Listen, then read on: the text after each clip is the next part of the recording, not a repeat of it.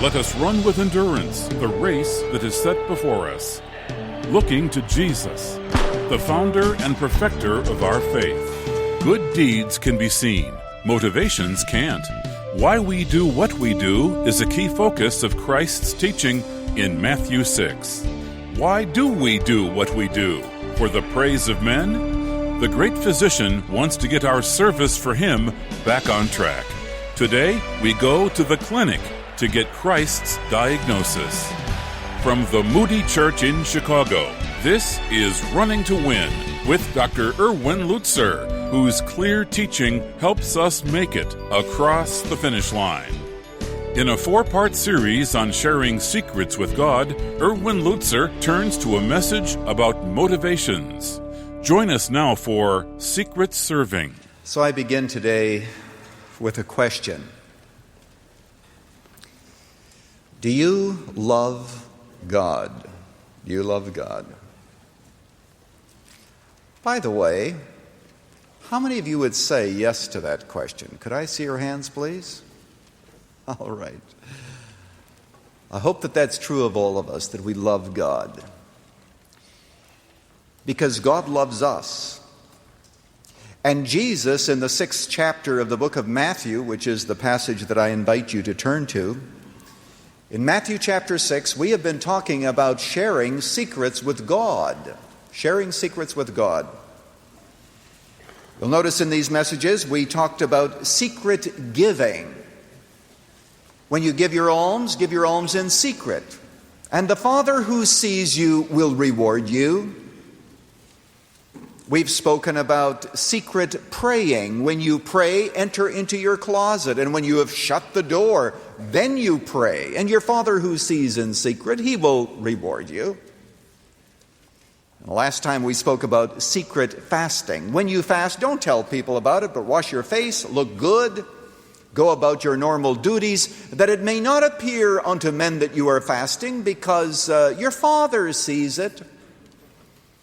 We've stressed during this series the need to develop those kinds of secrets, things that you do for God. Why in secret? Of course, that doesn't mean that you should just do it in secret. But the reason for the secrecy is to help us with purifying our motives. Because you and I know how powerfully easy it is to do things because other people see us and we like to look good. That is just a part of who we are. God says, why don't you do some things just for me? Just for me. The other thing about secrecy, of course, is it helps keep us on track. It helps to remind us of the fact that there are some things that are very important, and that is who we are on the inside. Because remember, what a man or woman is before God, that is who he or she is, and nothing more. That's all there is. As a man thinks in his heart, so he is. It's the revelation of the heart to God. In fact, in the Old Testament, he says, I've gone from one end of the country to another, looking for someone whose heart is perfect towards me. I'm looking for a good heart. A good heart. Well, today we're going to not do Heart Check America, but we are going to do some searching of our hearts, and we're going to go into God's clinic. And we're going to see how our hearts are. Saw a cartoon this past week of a man who was on his knees praying, and the caption, as I remember it, said something like this: in keeping with the Freedom of Information Act, please show me what you have on me in your file. Well, that's what we'd like to do. In keeping with the Freedom of Information Act, oh God, show us the goods that you've got on us. Let's do a little bit of heart analysis. Let's look at what's going on, and let's check where we are and where our loyalties lie. All right, you ready for the tests? Test number 1 is a test of our affections. A test of our affections. You'll notice that the text says now, and we're in verse 19 of chapter 6, do not store up for yourselves treasures on earth where moth and rust destroy and where thieves break in and steal, but store up for yourselves treasures in heaven where moth and rust do not destroy and where thieves do not break in and steal, for where your treasure is, there your heart will be also. In ancient times, there were 3 different forms of wealth. There was, first of all, clothes. They were very important because clothes, even today in poor countries, have a great deal of importance attached to them. You remember reading the Old Testament, you frequently come across phrases like this in making a deal with somebody. It says, and he gave him 2 changes of raiment. We may look at that and say, well, why that? We don't exchange suits today or coats or clothes when we make business deals. But in those days, they were a rarity, and to have a good coat was to have something that was valuable. We noticed that when we were in Belarus, how people hang on to their clothes because they can't afford new clothes. And Jesus said, don't put your treasures someplace where moths can get to them. I remember when we were growing up out on the farm there in southern Saskatchewan, Canada, we used to often have people who lived next to us who used to use an awful lot of mothballs. I don't know if you had neighbors like that or not, but we could tell them if the wind was right at a distance of about 20 yards. Well, there was a reason. Now, in those days, they didn't have mothballs. And the moths would go in and they would ruin the clothes. Some of the clothes had very beautiful linings, and the moths would go in and destroy them. There was a second kind of wealth, and that was corn, barns of corn. And Jesus says here, the rust destroys. Actually, the Greek word is that which eats away, and it could be rust. There is also rust on grain, by the way, but very probably Jesus has in mind the mice and the rats, the rodents that go in, and then they take these beautiful barns that might be built, filled with corn and grain, and they eat and they destroy and they disfigure and they make dirty that which you intended to eat. And then there was a third form of wealth, and that was silver or gold, precious metal. And people would take that, they didn't have banks in those days, and they would dig a hole in the tent or wherever it is that they lived in their home, and they would dig a hole there, and that was the safe in those days. And when they were gone, someone would break through the house, that baked clay that was used to build houses, and they would dig in and they dig the treasure, and you'd come back and it would be gone. Now, here's Christ's point. You know what the problem with those kinds of treasures are? It's not wrong to have treasure, but it's the wrong place for them because, number one, it is very temporary. Very temporary. It's here and it's gone tomorrow. It disappears. People steal it.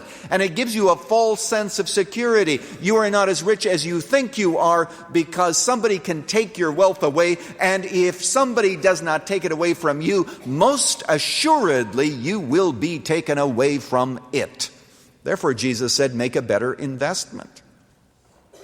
He says, put your treasures in heaven where moth and rust doth not corrupt and where thieves cannot break through and steal. Do something good with it to take it out of the high risk that you have when you have it in this world. In order to understand what this means, let's suppose that all American money, that you and I knew that the American dollar was someday instantly going to be totally devalued and canceled, and the only money that survives is the British pound. Let's suppose that that were the case. And today yet, though, you can get a good rate of exchange. Wouldn't you take your money and you translate it into British pounds and keep only as much American money as you need to live from day to day? Because you don't want too much of this stuff because it is going to be canceled absolutely. That's what Jesus is saying. You know, whenever Jesus talks about money, we begin to get somewhat skittish and a little bit on edge because the topic is, it touches us at a place where we don't like to be touched. But actually, you know, Jesus is doing us a favor. He's saying, hey, look, have good investments, but just invest them in the right places. Put them into heaven where you don't have this erosion of values. And when you have your heart there, your treasure and your heart are going to be in the same place. They're going to be in heaven. You say, well, how do we do that? We do it by giving money? Yes, of course, by giving money. But that's only one way. It's by giving time. It's by giving energy. It's going to Cabrini Green and holding a Bible study. It is ministering to Angel Tree and becoming a prayer partner. I mean, there are so many different ways that we can begin to lay up treasures in heaven. And I remember reading a story about a couple who had a worldwide tour that they were on. Every place that they went, they bought some gifts and they couldn't keep them with them, but they sent them back home. And they were anxious to get home then to see all of the gifts that had accumulated during those months that they were gone. Their treasure begins to get home because that's where you sent it on ahead. And in the very same way, we think about heaven, and the more we have in heaven, the better off we are, and then we begin to think heavenly. I frequently am asked, probably maybe not every week, but very frequently when we're out with friends, people say, "Are you a grandfather yet?" And I always have to pause a little bit, and I say this very gently and nicely, but I say, yes, we are grandparents, but our little Sarah is in heaven. You know, when you say that, you begin to realize that the more you have in heaven, the more you look forward to seeing the people whom you loved here on earth, or even, as in our case, someone whom we didn't get to know. Your affections begin to be heavenward, because that's where your treasure is. And Jesus is saying, do those kinds of things that have heavenly value, have lots of treasure, and when the time comes for you to go, it will be easy to go because your treasure is already there. Like the young woman who said, as her dad was dying of cancer, that in the weeks before he died, he spent more time in heaven than he did on earth. Jesus is saying, make good investments. When it comes to money, we believe so many myths. For example, there is the myth that you can't take it with you. Well, most assuredly, you can take it with you. But what you need to do is to transmute it into something else that will be able to bridge the gap between this life and the next. For example, I can't eat money if I'm hungry, so what I need to do is to go to the grocery store, and then I can transmute the money, and it becomes groceries, so that I can then eat my money, so to speak.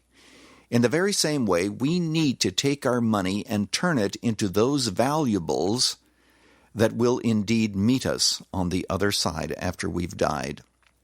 Jesus said, for example, that we should use money to make friends.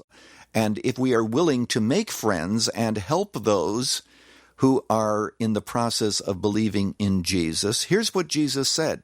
He says, use your money so that they will welcome you into everlasting habitations. What a phrase. What he's really saying is use your money in such a way that someday there will be people in heaven who will come to you and say, because you gave, I was given the opportunity to believe. So of course you've taken your money with you. Of course you can take jewels and you can sell those jewels and you can support orphanages and you can support missionary work. And if you look at money in that way, why then indeed it will meet you on the other side. Of course you can take it with you. And so, my friend, I'm leaving you with this challenge. Think to yourself, how much have you invested that you hope to meet? The treasures in heaven, where moth and rust doth not corrupt, where thieves do not break through nor steal. Erwin Lutzer with part 1 of Secret Serving, his final message on sharing secrets with God. Next time, more about our attitudes and affections.